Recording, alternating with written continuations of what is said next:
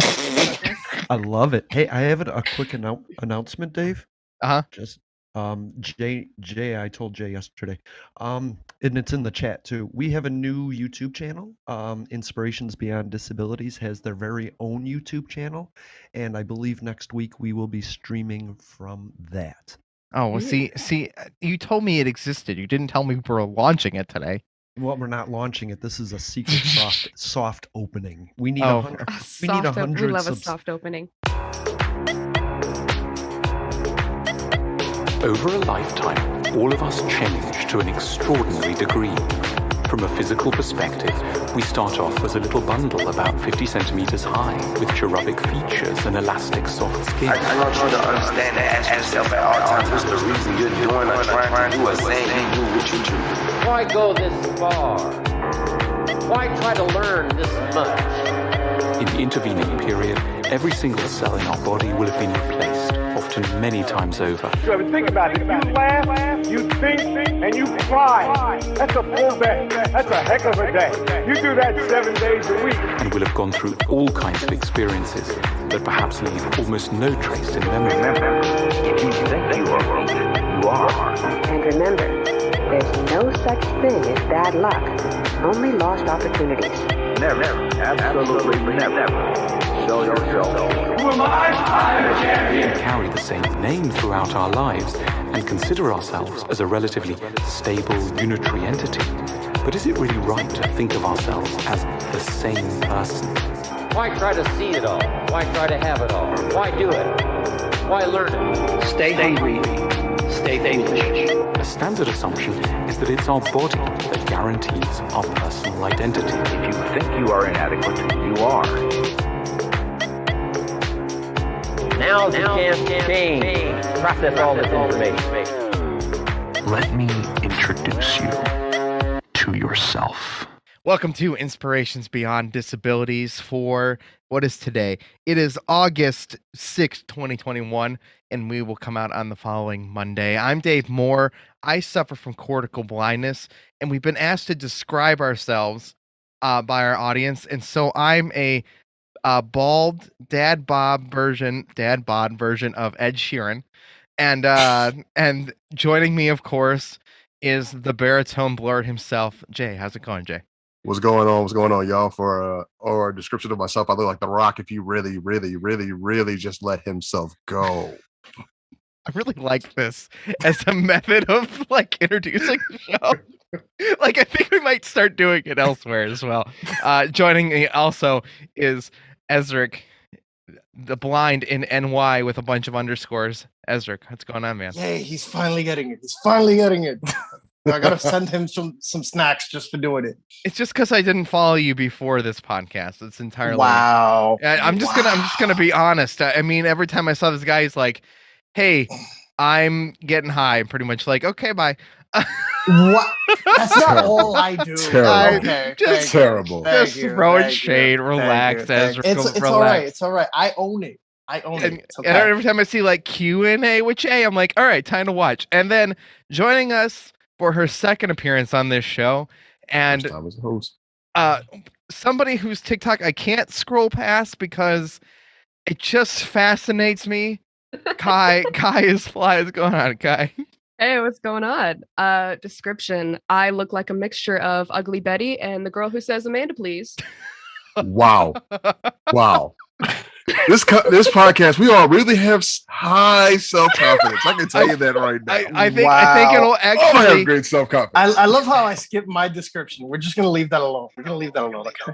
I handled it for you, Ezrick. It's just the guy that's, Actually, what's with the shades? What's going on with the shades? Shades are cool. I'm digging it. I couldn't find my glasses, so yeah, we're just gonna go with the shades today. I don't know where the hell I set them down, so yeah. So everybody, I had an experience at Target this week. I was walking through the aisle, no big deal, nothing wild, nothing too crazy, and my girlfriend goes, "Oh my God, watch out for that!" And I go, "Oh." And as she's saying that, I have walked straight into these metal pots that are at they're metal pot holders, like they would hold, like pots that would sit outside. and they're just like lining the edge of this aisle, but they're out of my peripheral vision because I can't see down at all. So I walked straight into these, and then I've now bruised my foot, and that was my experience of the week. Oh my god. Accidental blind moments brought to you by Dave Moore. And every time there's a wet floor sign, I walk straight into it. We all know this, but these these were round, circular metal things with holes in them, so you don't only like trip through them. You don't only just trip into them. It's great. It was fantastic. Listen, I kick those stupid wet floor signs every time. It doesn't matter where they strategically place them. Before I leave an aisle, it has been punt kicked 35 yards. I am going out for football because I'm pretty sure that I can still kick something pretty far off. So yeah, all the time. As somebody who does maintenance work for a living, right? I get to place wet floor signs quite often. It's a thing I do frequently. And I always think, like, where could I place this where somebody won't walk into it, but it will also still be seen? And even without, even though that I placed it, even though I purposely I put it out of the way intentionally. Somehow, I still end up smacking into it the next day. Because your body is drawn to kicking it. As a blind person, your body says something feels off. I have not kicked something today. As a blind person, shoulder checking, right? I can't be the only one who does that because that's what my body says. It says the right side of you does not exist. So every corner you walk around, you got to shoulder check. I do that in my house. And you got to do the thing where you're like aggressive, like you shoulder check it and then you go, "What?" Bitch? Yes. Like, you got to look back at it like it just did something to you. Yes. Yes. Okay, I have a question for Kai. Are you monocular? Like one eye? Kind of. Like this one is shit, but it still somewhat works a little bit, but not good enough to not shoulder check things. Okay, so I have only one eye, and I do that to the max. I legitimately will body anything on my right side, and people look at me like, "Why did you just walk into that door frame like that?" I was like, "Bro, honestly, because that door frame was being a bitch." Like, what you I mean? found my glasses, by the way. Yay!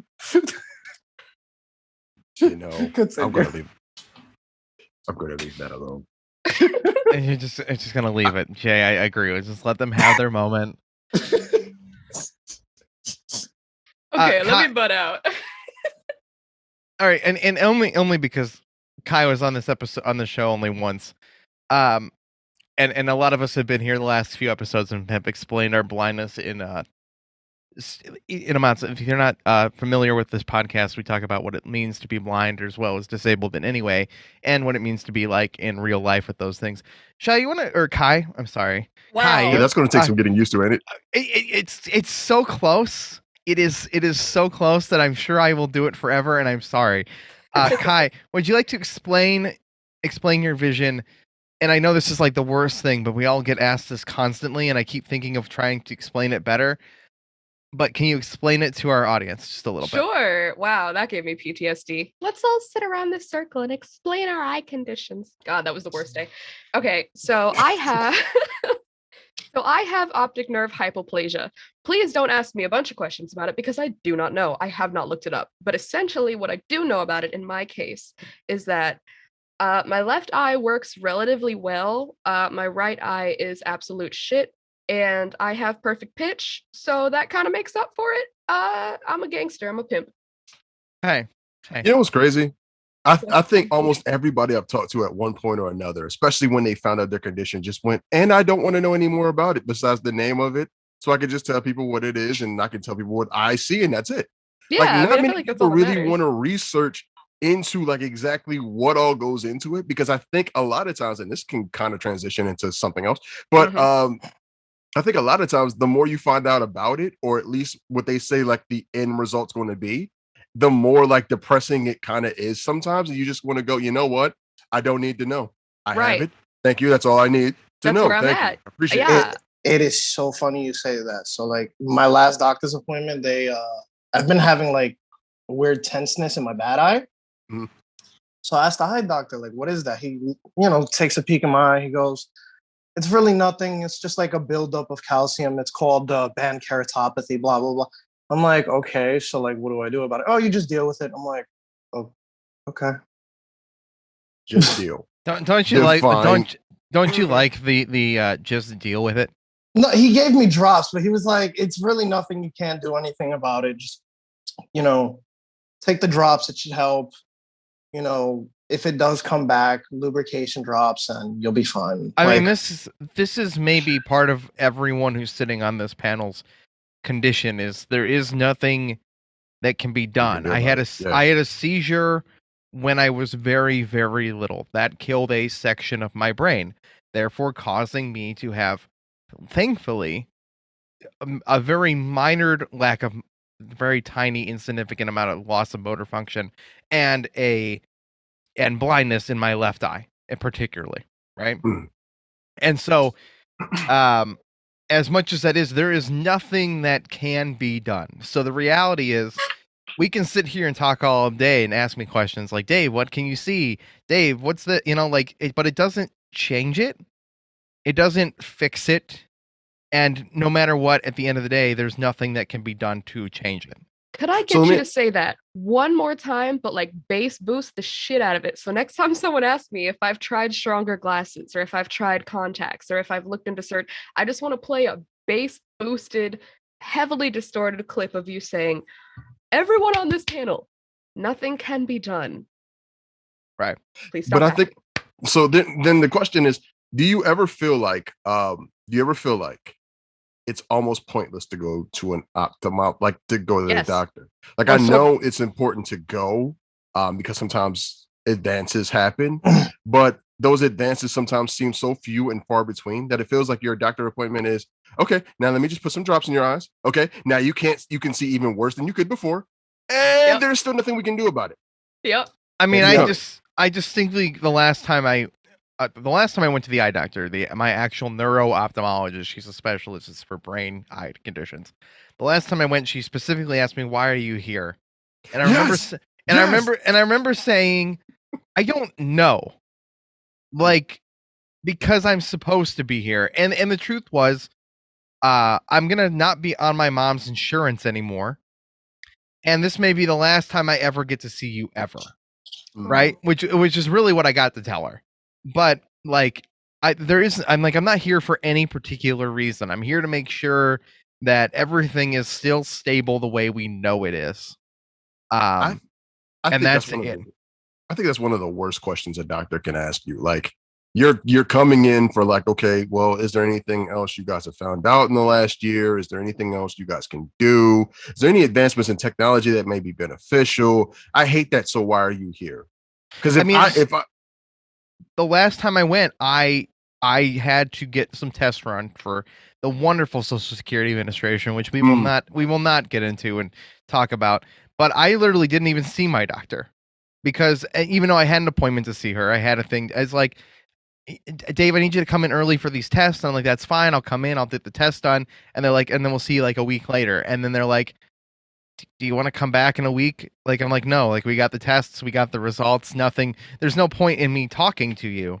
Yeah. Right. Like, cause all you're going to do is be like, so why are you here? Yeah. Like, let's dilate your eyes so you cannot see for 4 days. Like, forget it. That's cool.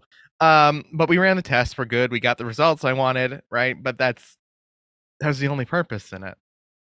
Yeah. We're in this.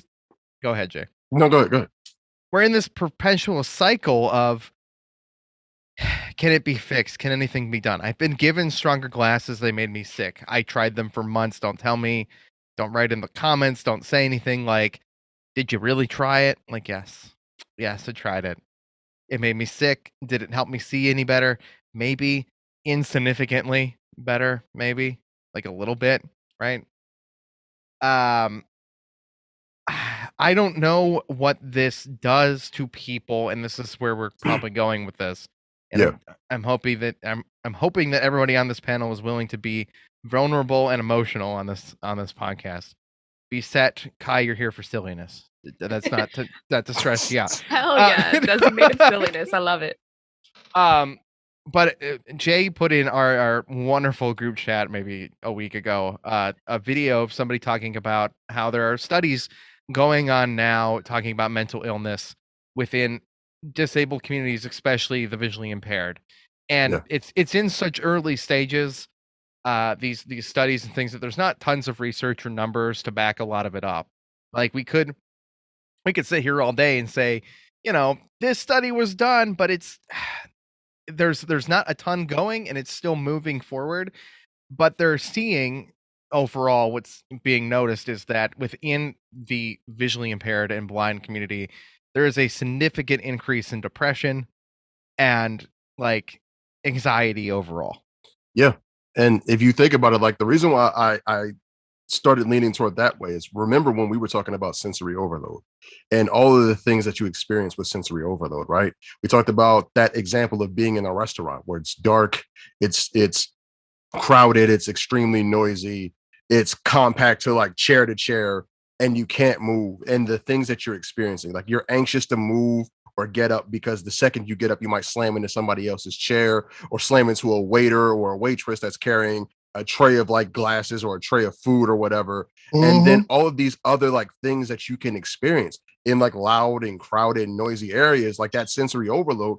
Two of the main symptoms of sensory overload were anxiety and depression. And it's kind of like when you think about the fact that individuals who are in the VIP community experience anxiety and depression, can you put two and two together? Like, is one caused by the other? Like, is the sensory overload, or is it other things? Like yesterday, was it yesterday? I can't remember because my days all run together now. But yesterday I put in on my TikTok the story about me almost dying because I accidentally got into somebody, or was trying to get into somebody else's car thinking it was my ride, right? And having a gun pulled on you, like a lot of the experiences that you can have just being a VIP, right? Those things are traumatizing, right? It can cause, because for a long time for me with that experience, I experienced what's called intrusive thoughts. So like it's basically that thought of like the person screaming as I was trying to get into the car, the thought of the person having the gun on me and hearing my friend laugh in the distance while I was going through this moment. Like the thought of, remember when I told you guys about when I was trying to get home that one night and I walked onto the highway, the thought of cars just zipping by you as you're walking onto an on-ramp, like those things are traumatizing, right? We experience a lot of trauma just from our day-to-day experience. Heck, for those of us that are dealing with sight loss, continued sight loss, every time you wake up and your sight has changed, that's a new level of trauma, because now you have to say you had plans on doing something with the level of vision that you had, and now you can no longer do that, right? You have to now, what they call, mourn what you used to be able to do, right? Those are things that we in the VIP community experience a lot, but we don't really either talk about or really seek help about, because again, it's there's a lot to it. Like I remember, Ezrick, you were talking about being able to even get healthcare to be able to even seek help. Definitely. One thing I wanted to like piggyback on was you were talking about how sensory overload is like, a big factor into it. One thing is, I feel like sensory overload, when you're in that moment of it, you're facing anxiety, right? You're Right. just anxious and you want to get out of it, right? Yeah. When people, you have to like refrain from doing stuff because what you're about to face causes that sensory overload. Like, okay, these friends want to go out with you to this brand new trendy restaurant that's super crowded and super loud, and it's just not the environment that you're a fan of, right? Because you know what it'll do to you. So these people were just, I guess you won't come. All right, fine. Like making you feel less than because you can't come, and now you have this moment of, damn, like, fuck, I'm the stick in the mud. No, and I think somebody was talking about this in the podcast that you guys did without me. Shade. I'm not throwing shade. I'm glad you guys continued. You get put in a position where either way, either you're the guy who was not fun and didn't want to go, so now you're sad and depressed because now your friends think you're a loser and you've been left out, or you get put in a position where you've now gone and felt uncomfortable for extended periods of time. And so basically the result is at the end of that night, no matter which one you picked, you're not in a very good mood. And there's not much you can do about it, right? A lot of people constantly to me, and because I'm not a very happy person all the time, constantly tell me that I need to be more positive, put more positive energy into the world. And yet, like, every 5 seconds, something has to be shitty. Like, and I don't know. When I was younger and I had a more optimistic view of the world, I think I didn't feel this way. But I think a constant struggle battle of one being almost 30 and not having health insurance, because that's really where we're at right now. Having to deal with adulthood is something that I think a lot of people struggle with, disabled or not. And then you add the weighted pressure of all these things, and you wonder why a large group of people who are suffering in lots of ways are more depressed. It doesn't seem like this should have been a wild, shocking revelation in 2021. It also fucking swear to God. I swear to God. Oh my God. Sorry. Go ahead, Kai. No, go ahead. Yeah. Okay. So I was like, I'm a wait. but then I was like, anyway, I did want to piggyback off of that and kind of ask the able-bodied community why we as disabled people are expected to be the overly positive, motivational speaker, inspiration porn kind of thing, and why people are just now realizing that sometimes we fucking sad. Because I can answer that for you. I can answer that question for you right now. Whenever you watch television, and again, this is always my frame of reference, because when you look at the world and you look at how the world learns things or what their understanding of things are, it's always because of what's portrayed in media. And in media, we are the put the best face on it type of people. At least that's how we're portrayed. Everything is sunglasses and roses and flowers, and we are here to stand and inspire, despite the fact that we could be going through the worst possible moments of our lives. Forget about the fact that we're disabled. We're also, a lot of us, and this is where Jason always talks about intersectionality, a lot of us are part of other categories that can't put the best face on things, right? So a lot of us are in impoverished conditions. A lot of us are part of other communities, whether it's ethnically, sexually, religiously, whatever, that are also oppressed in this nation. And a lot of us experience all of those things on top of being disabled. So some days you just don't have the put on a happy face demeanor that you can just go, well, everything will be all right. Many days you probably don't have that, because if you're not dealing with the problems of disability that day, maybe you're dealing with the problems of being a minority that day. Maybe you're dealing with the problems of sexual identity that day. Maybe you're dealing with the problems of just being a human being, having to work a job that doesn't pay enough to actually provide a livable lifestyle that Take day, it to the right? chorus. So you have, sometimes you're dealing with all of it in the same day. Like some days you wake up and it's just like a committee of, from 10 to 12, you're going to be dealing with the fact that you keep walking into things. From 12:30 to about 2 o'clock, you're going to deal with the fact that everyone keeps calling you the N-word everywhere you go. From about 2:30 to about 5 p.m., you're going to realize you don't have enough to eat and get home. Otherwise, you're going to be broke begging on the street. And from about 5:30 to about 8 o'clock, you're going to be constantly reminded that this country hates you. So that's going to be your day today. Have fun, right? And many people don't get that all of that can kind of run one after the other, or even at the same time. Not so much of have fun, have a good day. It's make sure you stay positive. Yeah. Yeah. And I'll tell you the other reason, and this is not to, I hesitate to even bring this subject matter up, yet at the same time as I feel as it needs to be said. The reason that this community has been put in a position where we're meant to be positive and be motivational speakers is because of the media, and motivational speakers. I hate saying this, right? But let's talk about the 3 times in my entire public school education system that disability was acknowledged as a thing and taught. Oh God. There were motivational speakers who came in who had overcome every challenge that has ever been passed at them, right? And the reality is, I'm sure that those people's lives were challenging in lots of ways, right?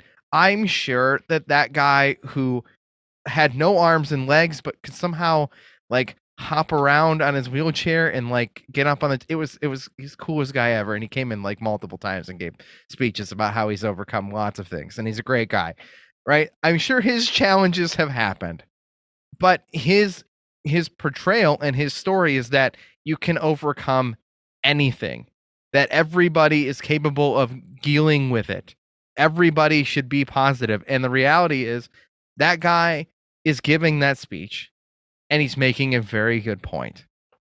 But if he's the example we set for the disabled community, the reality is he's their example and he's got it figured out. And the reality is, I think most people, and I think this is becoming more and more apparent as we all swipe through our For You pages on TikTok, is that no matter how old you are, no matter what demographic you are, no matter whether you're disabled or not, more people don't have their shit together than you've ever realized in your entire life. You will never figure it out. Most of the people you think when you were growing up that had it figured out do not. They never had it figured out. They're just really good at faking it. I was just saying that on some other thing. I love that. I love that you said that too. I think people need to realize that everybody's entitled to a bad day, a bad week, a bad month. Some of us have had bad years. Right? I think when you're standing in front of me and pretending that the global pandemic that we've experienced is not really happening and it's not real yet. I have a friend who died. I have friends and close family members who still can't smell or taste things. I have, we've actually experienced it, and I'm so grateful that you haven't, but you need to shut up about your opinion. And so so dealing with that on a consistent basis on top of struggling to get on the bus in the morning and the list of things, and somebody says, be positive, Dave. That statement makes it 10 times worse. No, it really does. And if you ask somebody a question to follow that statement up, it makes them have to think about it. How do I be positive? How? Yeah. When all this is going on, because people have been, I remember, again, we talked about different generations, right? So like my mom's generation was always told to put a smile on your face and the world becomes blah, blah, blah, blah, blah. Something Mary Poppins-ish. That's all. I can't smile on your face and a song in your heart. Yeah, something stupid like that, right? Yeah. So, and that was their way of basically saying, because remember, their generation, a lot of what we have now is passed on by those generations. So by the boomers, Gen X, and so forth and so on, right? Basically, what they were told was swallow what's really going on with you, right? Ignore really what's going on with you. We've all got it. We all don't want to, nobody wants to talk about it. So smile, swallow it, and shut up. That's basically what it meant, right? So our generation comes along and goes, I can't do that because I've seen what happens when you do that, right? And that's numbers why they hate us. Suicide rates increase, right? You end up with a lot more physical health problems as a result, right? You end up with a lot of other things that go on, and it's because all of their life, they were taught to smile, swallow it, and shut up, right? So our generation goes, I'm not trying to do that. And because realistically, we're the first generation that actually goes, hey, does somebody else besides me notice that elephant in the room?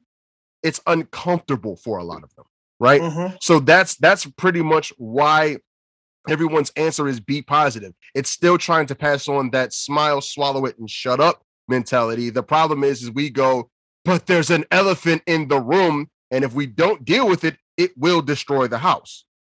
And that's not something that many people are comfortable with. I do think, though, there is something to being said about stay positive, have a good attitude, right? Like I don't want to discourage that entire mentality. Like I believe that there are people who that actually does benefit, right? And I think for all our sakes, I think that attitude would probably be more positive. But when we are experiencing like consistent levels of frustration and irritation for all sorts of things, whether it's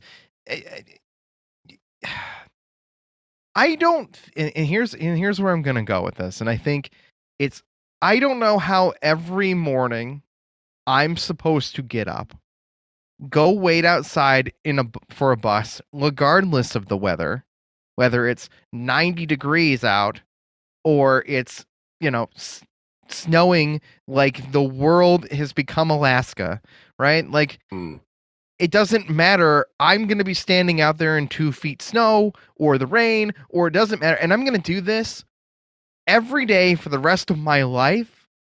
And that thought process is ingrained in there, and there's nothing it can do to be changed about it. And I'm supposed to do that every single day. I think after doing it for about 20 years, I don't think I have to be a happy person. Like, you know what I mean? That's what they expect you to be on the bus stop, just singing a song, bebopping along every single day. It's like, boy, you do this. Let's switch. I'll get in your car with the warm or the air conditioning or whatever you've got going on, and I'll turn on my favorite songs and I'll sing, and no one's gonna notice because I'm in the car. And you can wait your ass out here on this bus stop and then be told that the bus route decided they didn't want to come here today. So now you got to call your boss because you're late for work. Yeah, and it's detours. Yeah, it's not that. That's the worst thing in the world. And you're right. The positive thing to do is to put my headphones in, listen to a great song, do everything I can do in my power to make that experience better. But the reality is that experience sucks. Yeah. And here's the problem. And this is the reason I think it weighs on this community in particular.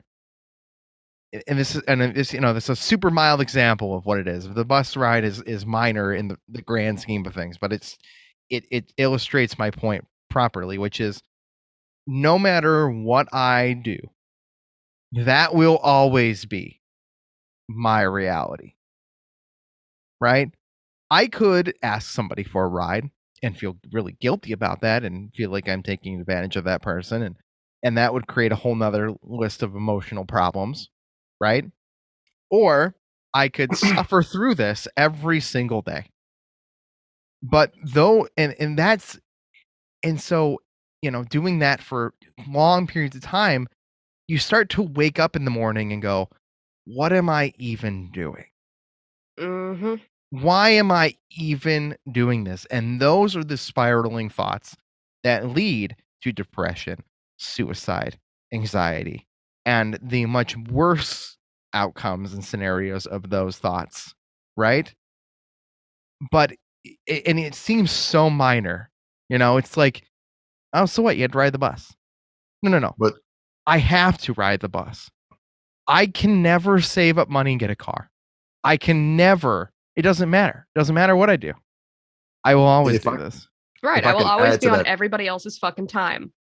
Right. Sorry, Coach Jay. Yeah, absolutely. But one of the things that I'll add to that is what I think is missing for a lot of individuals is that the bus riding experience is very different for you and I as opposed to everyone else, right? So, for example, here in Philadelphia, there are bus routes which, for the life of me, I don't understand. We have 2 sets of buses here, right? It's one company, but 2 styles of buses. There's the regular size bus, and then there's the accordion bus. And the accordion bus is supposed to be for long routes, like the routes that span the entire city. But you get buses that are super short, that are supposed to only be for short routes, that are on some of the longest routes in Philadelphia. Like the 16 bus, for example, is one of the longest routes because it goes up and down Broad Street, but they use the shorter buses. Getting on that thing is like literally, if you are still concerned about standing next to people, you will never get on the 16 a day in your life because there is no comfort. Like you are literally like hugged up against somebody the entire route, right? So for a sighted person to be able to get on the bus, you can kind of see and navigate your way possibly around some people to be able to like avoid bumping into somebody. But for I get on that me, bus, I trip over somebody's feet almost every time. And here's the rub, right? This is where the bus hits the road, so to speak. Is some days I go, oh my gosh, I'm so sorry, and that person goes, oh, it's cool, whatever. Sometimes they just give you a death glare.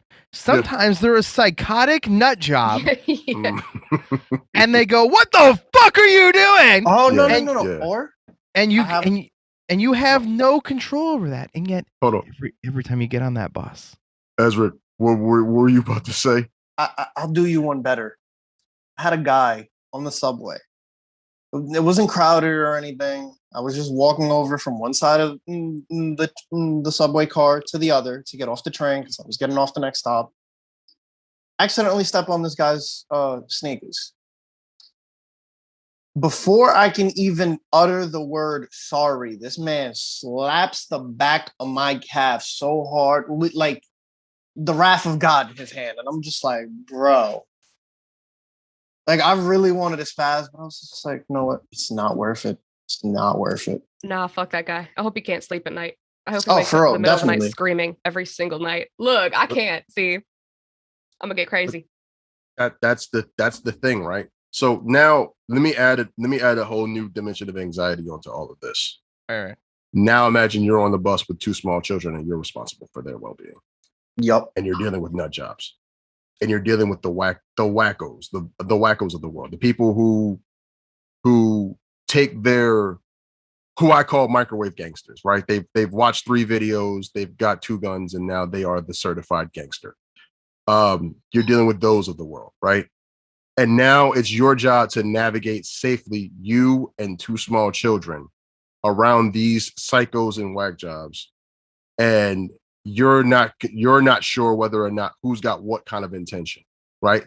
That can bring on anxiety beyond belief because it's not just you anymore. Now you're responsible for other lives, which, by the way, I don't know what said I was able to be a responsible adult, but here we are. So being responsible for other lives, right? That can be anxiety inducing, like, to the max. Like, that's why personally, I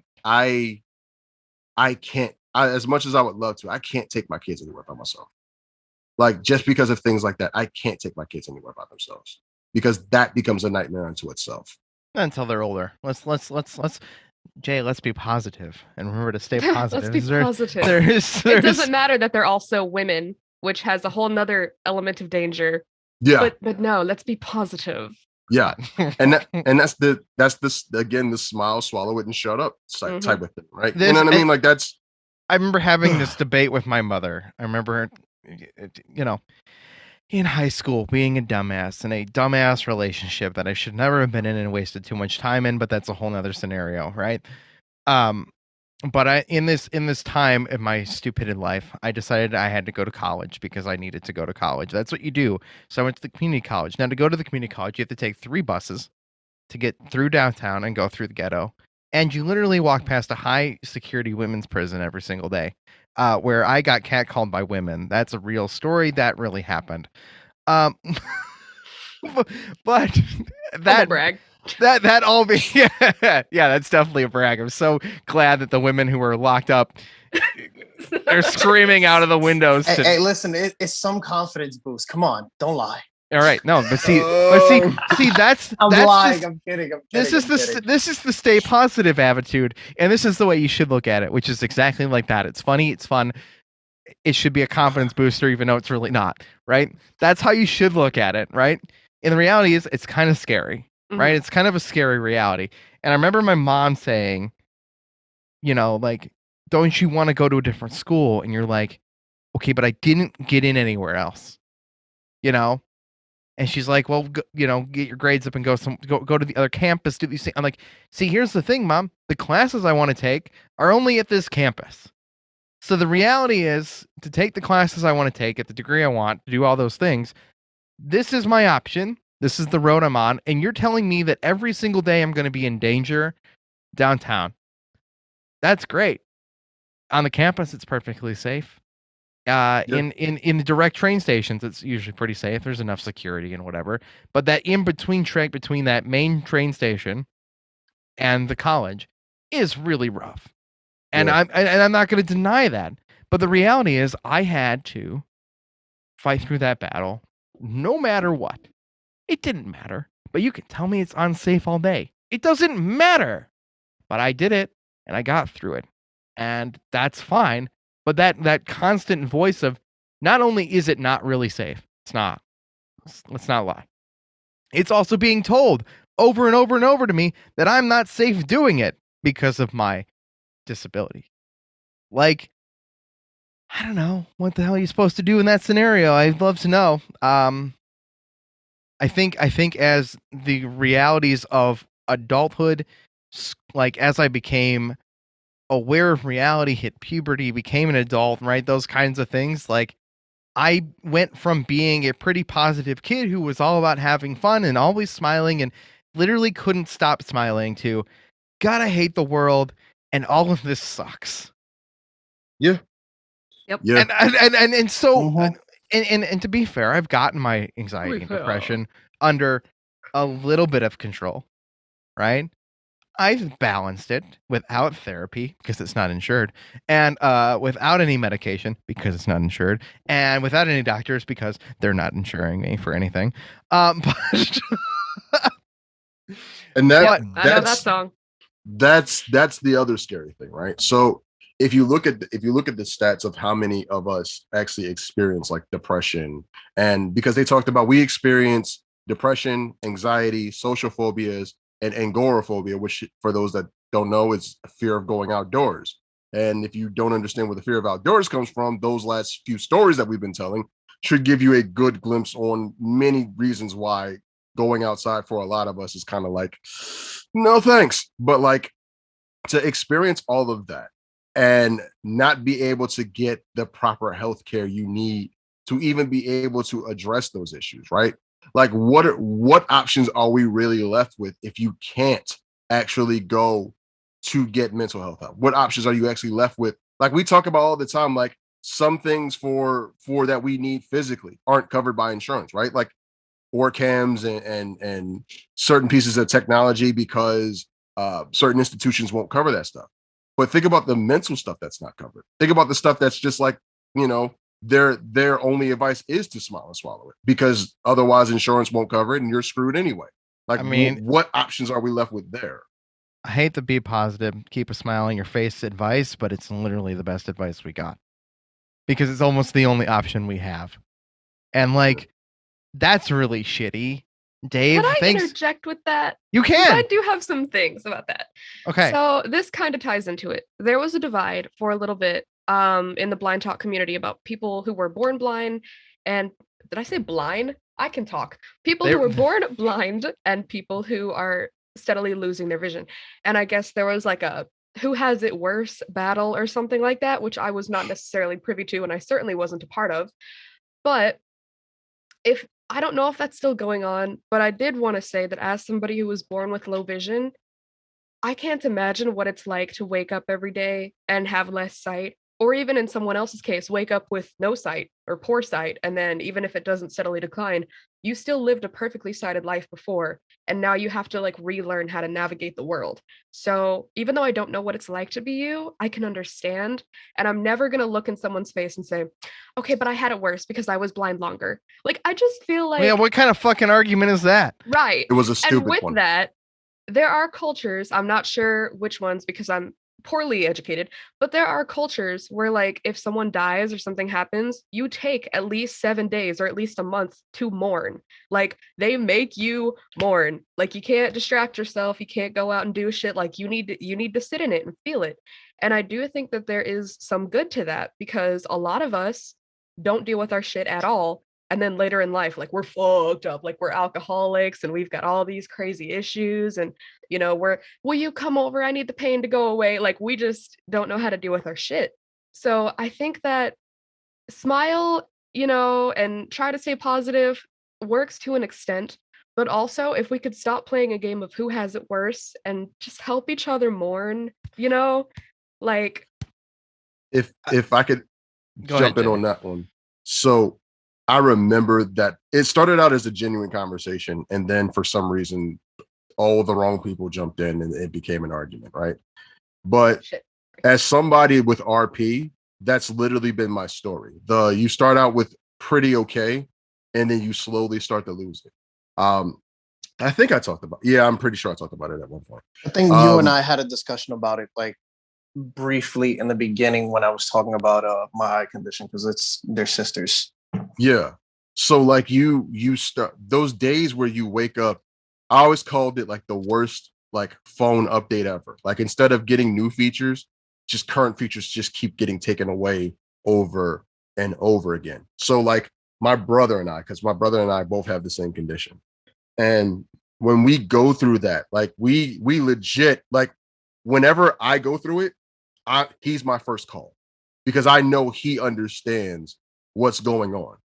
And things like be positive and things like, stay strong and things like you've got this on any other day, I can just kind of eat that up, whether I agree with it or not. I can just eat it up. On those days, I don't want to hear none of that at all. It doesn't help you. It doesn't help on the bad days. It does not help on the absolute worst days. Like I will literally just lay in my room and just stare at like a wall, like no TV, no phone, no nothing. Because on those days, you are literally mourning what you used to be able to do, right? So like I remember at one point, I couldn't play catch with like a regular ball, but we used to have this giant, me and my brother used to have this giant deflated ball, right? Something that you would buy from like Five and Below or Family Dollar or something like that. And all the air was slowly going out. And it was deflated enough that it like flew in the air slow enough for my brother and I to be able to see it. So that was our version of being able to play football out back. And I remember the day where I could no longer do it, where like he would throw it in the air and it was just gone until it like hit me in the face, right? And it was one of the saddest moments because that was one of our moments together, because a lot of the stuff that everyone else used to be able to do or could do, we couldn't do. And that was still one of our things. And to lose that thing was like extremely painful, right? And then you go through that as an adult where it's just like, okay, now this thing is taken away from you. Now that thing is taken away from you. And now you can't do this. That is a form of trauma. That is a form of trauma. And I don't think many people realize that how traumatic that can be. But that is a form of trauma that is never going to be like, cheer up, or well, consider all these other great things you have going on in your life. That day, I don't care. Yeah, it's not gonna solve it. Right. When you're in mourning. Now, I listen to a podcast. It's called The Morning Stream. It's one of my favorite podcasts ever. It's Scott and Brian talking every morning. They do a show, but they have a therapist come on every Thursday. Her name is Wendy, and she came on early into the pandemic talking about how when we get all locked down and everything is shut down, everything was lost. What's happening to society as a whole right now is that everybody is mourning something as if it had died. We had all lost something, whether it was our favorite restaurants, whether it was our activities with our friends, our families, whatever that is.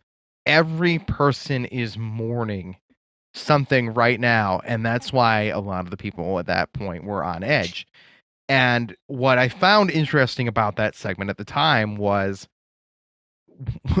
not only I didn't ever equivalent. I can speak. I'm a podcaster. I swear to God. But I never took the term of mourning and the 5 stages of grief and all those things. I never equated. Got it. To there it is. See, we find it eventually. I never equated that to living things. Right? Like we all think we have funerals, we have we mourn the loss of loved ones when that happens. Even animals, pet, all that. We all take that normally, but we don't ever treat the other things in our lives that we lose the same way. Right? It is as minimal as it can be. And so every time that something is taken away from those of us who are disabled in any way or in declining vision issues or declining in any form of disability, we're losing things constantly, right? Yeah. Wait, All the time. or even just missing out on things because we can't do them, right? Not even so much as, and this is why the argument. This is not only the argument of people like Jay here who are declining in vision, right? I'm lucky to have been stable for years. No one will ever give me a straight answer. That's going to stay that way because they don't know. And I'm thankful to have what I have. But when I can't do something, I have to grieve and go through that process of something that I can't do because I'm mourning it. I've lost it. Think of just a quick piggyback on that, because I never thought about this in that way. Think about how many rites of passage that that able-bodied individuals get that you don't, right? The driving of the car for the first time, right? Being able to drive. That's something everyone around 16, 17, 18 years old gets to do. Or at least the media portrays it that way. I'm sorry. I just want to What kind of car am I going to have, Yeah, right. And you're going, well, I'm going to have a 2010 public transportation bus. Like that's my vehicle. I'm sorry. What? A 2010? You don't mean a 1976 RTA bus? Right. Well, I mean, look, depending on the city, you might get an updated model. But so like you're already set. So like the joys and anticipations of things like driver's ed, the joy and anticipation of being able to drive to prom in some fancy car, like that's not yours, right? When people get to go clubbing at night, like I to this day, first off, I've never understood the concept of clubs because it's just entirely too loud. Like the first thing, like everything that I just don't like all at one time, extreme noise, extreme like random disco lights, and just people just yelling their behind off all at once. It's just been a turn off to me in general. But the fact that like people can go out and enjoy a nightlife, and for you're playing Survivor when you go outside and go out at night, like that's something you don't get to do, right? There's a lot of things that we don't get to do, and that's kind of like mourning that rite of passage is something I've never really thought about. Well said. Okay, I haven't. I think Jay can agree with me on this a little bit. As somebody who goes through, bouts of vision loss, I think without wanting to, I do it. I take it for granted. Like before my accident, it was so easy for me to go home a month and a half without realizing I could see out of that eye. Like that's how much I took the little bit of vision that I had for granted. And then it's like now, 3 years ago, I could play Grand Theft Auto 4 and not have an issue with anything. Like I could go through the missions and the only issue I would have is like, all right, I get into a dark space. I need to turn up the brightness on my TV and in the game. Now it's, damn, all these reflective, backgrounds, I can't do crap. This is, nope, it's not for me now. So I feel like unintentionally we take it for granted. I don't know, Jay, your take? I feel like as a child, when before vision loss became really noticeable. Because again, in elementary school, I had kids that were like me. So in middle school and high school, in high school, no, I didn't. But as an adult, no, especially when you start to realize you could lose vision at any moment, right? Like I'm grateful for the vision that I have left because at least I can participate somewhat visually with my kids. And I realized that any given day I could wake up and that could be a wrap, right? Yep. So I'm grateful for what I still have left. So I don't feel like I do currently because I realize, especially having gone through bouts of severe vision loss, that any day I could lose it all. No.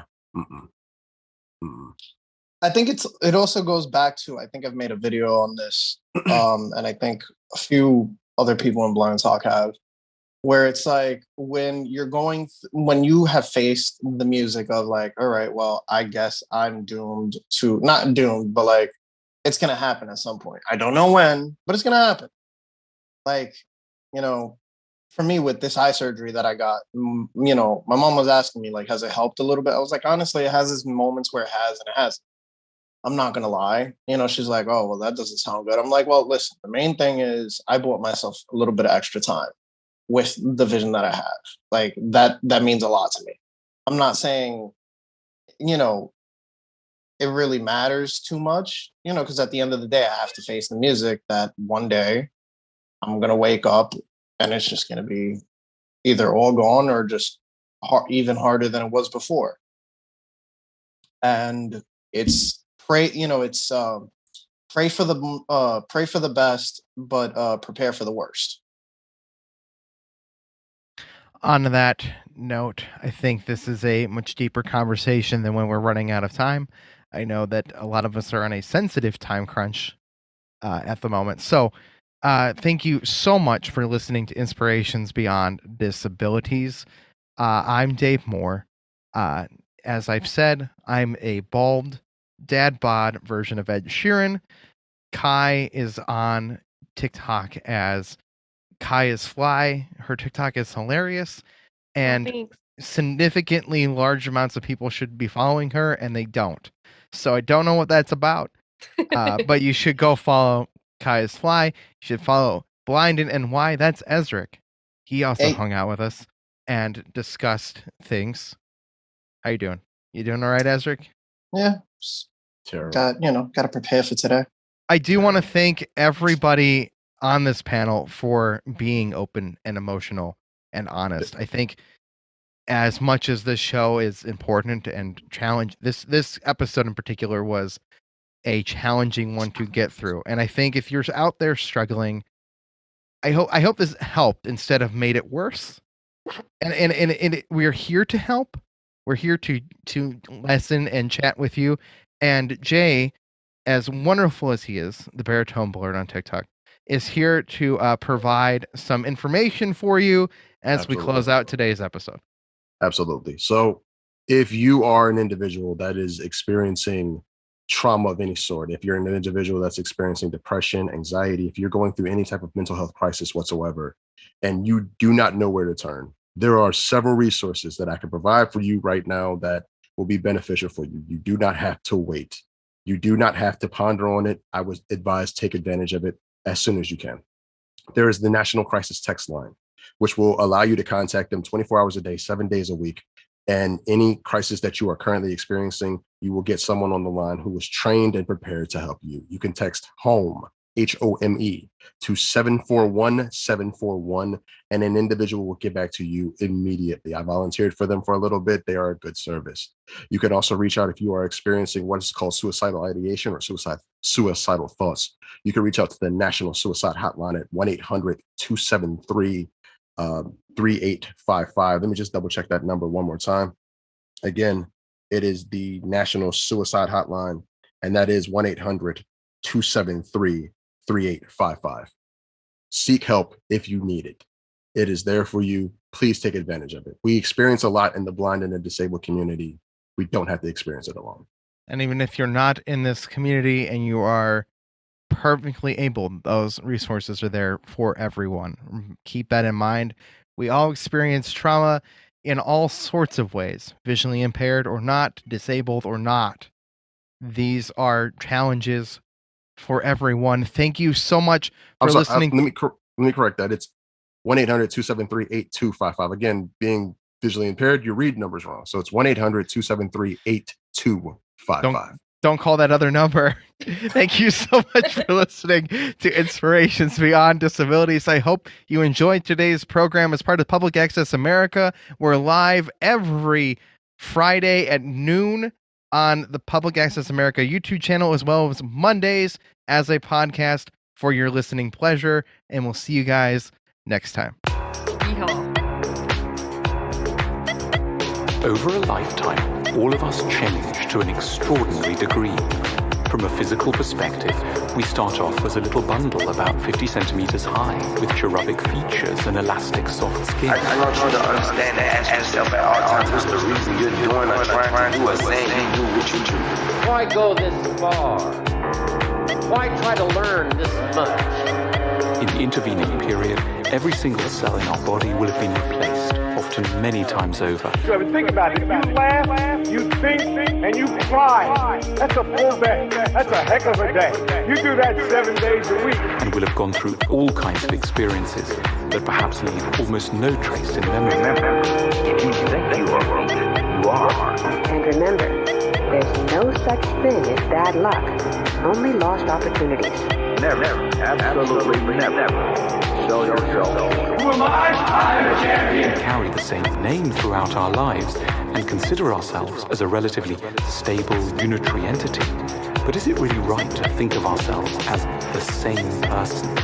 Why try to see it all? Why try to have it all? Why do it? Why learn it? Stay hungry. Stay foolish. A standard assumption is that it's our body that guarantees our personal identity. If you think you are inadequate, you are. Now's the chance to change. Process all this information. Let me introduce you to yourself.